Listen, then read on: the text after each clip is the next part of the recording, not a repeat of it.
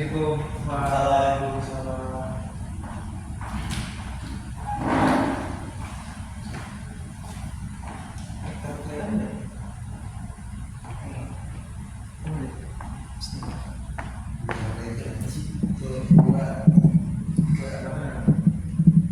Ulang lagi deh, Bi.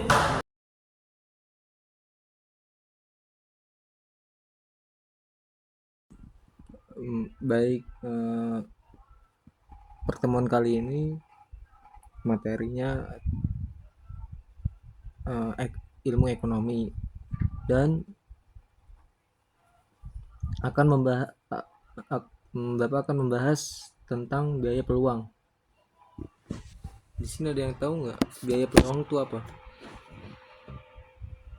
Kalau tidak tahu, biar Bapak jelaskan. Apa itu biaya peluang? Yang pertama, memanfaatkan biaya peluang. Dan pengertian biaya peluang itu apa? Jika kalian masih bingung apa itu biaya peluang, biar Bapak jelaskan. Pernahkah kalian merasa bingung ketika membeli es krim dan coklat tapi hanya memiliki uang sebesar 10.000 yang hanya cukup untuk membeli salah satunya? Lalu akhirnya kalian harus memutuskan untuk memilih salah satu dari pilihan tersebut. Misalnya, lebih membeli coklat atau permen.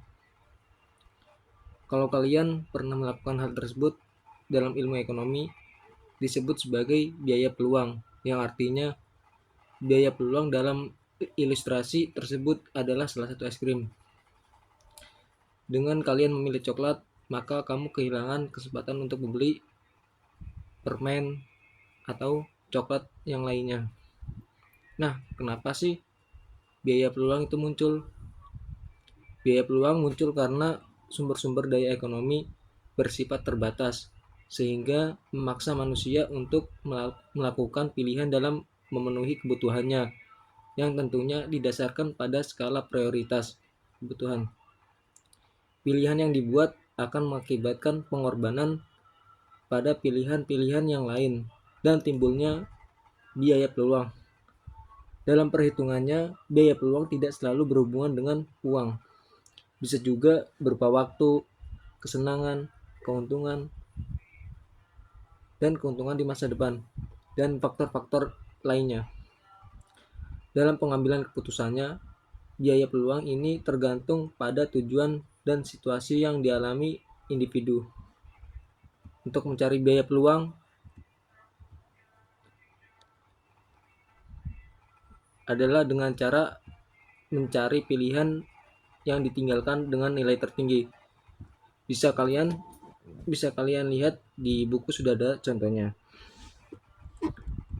Dan ada juga perbedaan biaya peluang dengan biaya sehari-hari. Apa itu? Yang pertama, ada biaya peluang berbeda dengan biaya sehari-hari. Biaya sehari-hari adalah pengorbanan yang harus dilakukan untuk melakukan suatu kegiatan ekonomi tanpa memperhitungkan kerugian karena dikorbankannya kegiatan lain. Yang kedua, sedangkan biaya peluang atau biaya implisit atau ongkos alternatif adalah sejumlah barang atau pendapatan yang harus dikorbankan agar sejumlah barang yang lain dapat diproduksi atau digunakan. Untuk memperoleh suatu yang hilang karena telah memilih alternatif lain, jadi ongkos alternatif sejumlah barang lainnya adalah sejumlah barang Y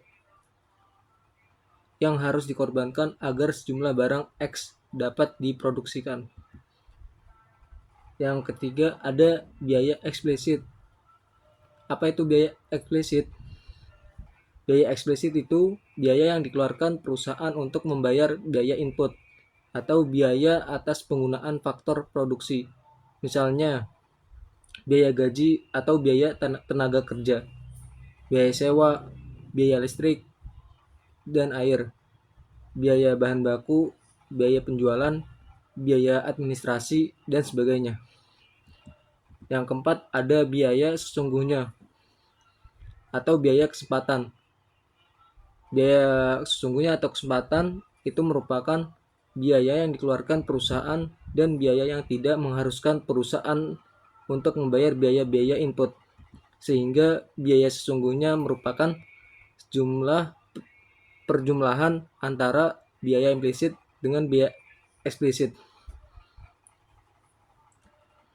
Caranya yaitu biaya sesungguhnya sama dengan biaya implisit ditambah biaya eksplisit.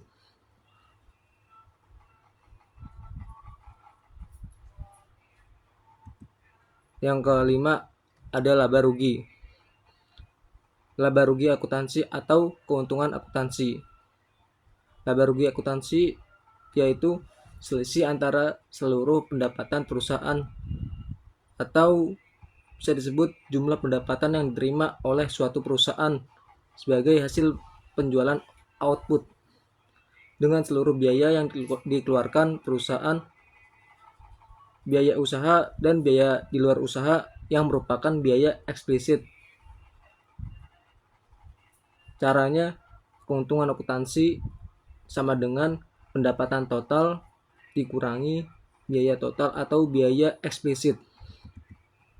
Yang keenam ada laba rugi ekonomi atau bisa disebut keuntungan ekonomi, yaitu selisih antara pendapatan total atau pendapatan usaha dan pendapatan di luar usaha dengan biaya sesungguhnya atau biaya implisit dan biaya eksplisit.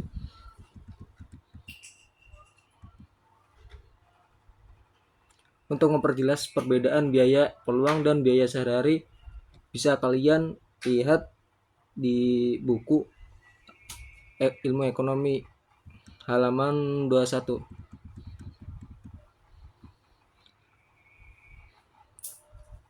Dan ada juga prinsip dan motif ekonomi. Prinsip dan motif ekonomi itu ada prinsip.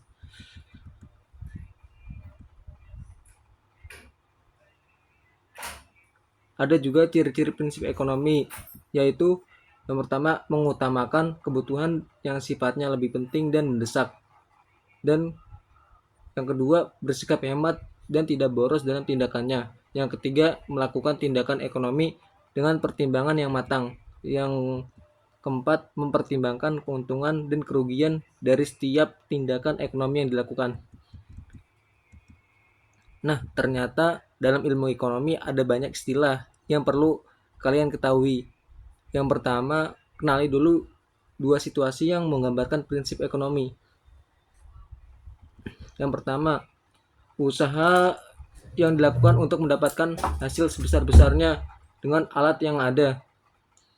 Dan yang kedua, usaha untuk mendapatkan hasil tertentu dengan biaya seminimal mungkin. Nah, kalau tindakan ekonomi didefinisikan sebagai kegiatan yang dilakukan untuk mendapatkan keuntungan sebesar-besarnya. Dan ada juga motif ekonomi. Motif ekonomi secara umum ada dua. Yang pertama, motif intrinsik, yaitu motif ekonomi atas kemauan sendiri. Contohnya, motif intrinsik adalah ketika kamu lapar atau haus, maka kamu akan membeli makanan atau minuman. Yang kedua, ada motif ekstrinsik, yaitu motif ekonomi atas dorongan lingkungan atau di luar diri sendiri. Contohnya, motif ekstrinsik adalah ketika kalian membeli makanan atau membeli makanan produk baru karena kemakan iklan di televisi. Nah, segitu saja yang bisa Bapak sampaikan. Kalau kalian kurang jelas, bisa tanya-tanya Bapak melalui by WhatsApp, bisa ketemu langsung juga bisa. Kalian pelajari atau baca-baca lebih dulu di buku kan ada banyak tuh. Baik.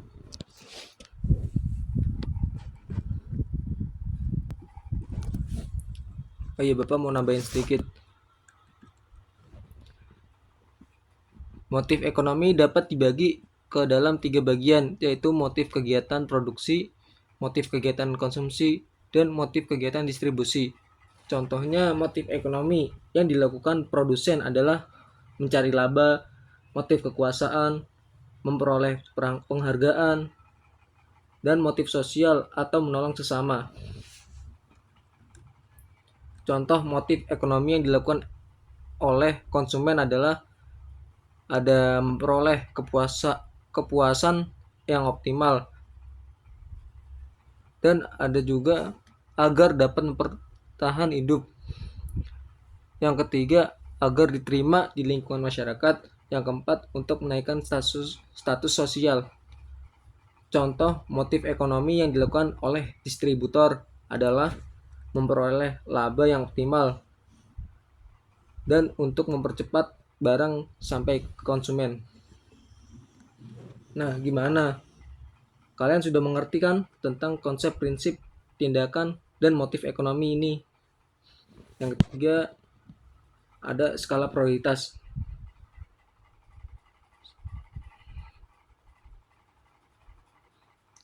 Faktor-faktor yang mempengaruhi skala prioritas ada 3. Yang pertama, tingkat kepentingan. Yang kedua, kemampuan diri. Yang ketiga, mempertimbangkan masa depan.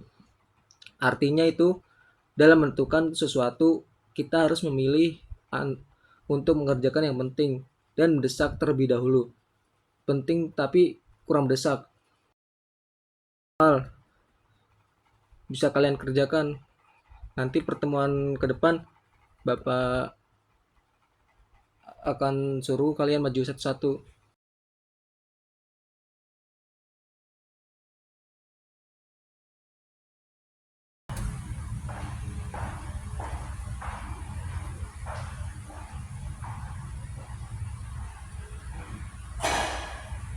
Nah, baik, karena waktunya sudah mendekati ganti pelajaran, Bapak akhiri ya untuk saat ini materi pelajaran ekonomi. Iya Pak. Bila ada kata-kata Bapak yang salah, mohon maafkan ya anak-anak. Iya Pak. Bila Taufik Walhidayah, Assalamualaikum warahmatullahi wabarakatuh. Waalaikumsalam warahmatullahi wabarakatuh.